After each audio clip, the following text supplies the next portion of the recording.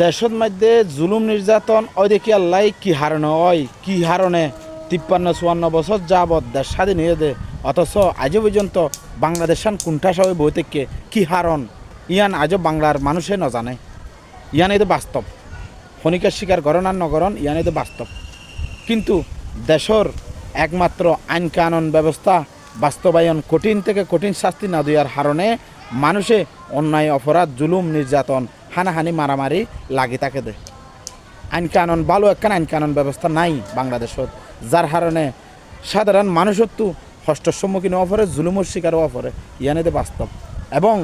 যারা নাকি সচ্ছল ব্যক্তি ইতারাও বডলে অসুবিধার সম্মুখীন হন যা হইবার মতো নয়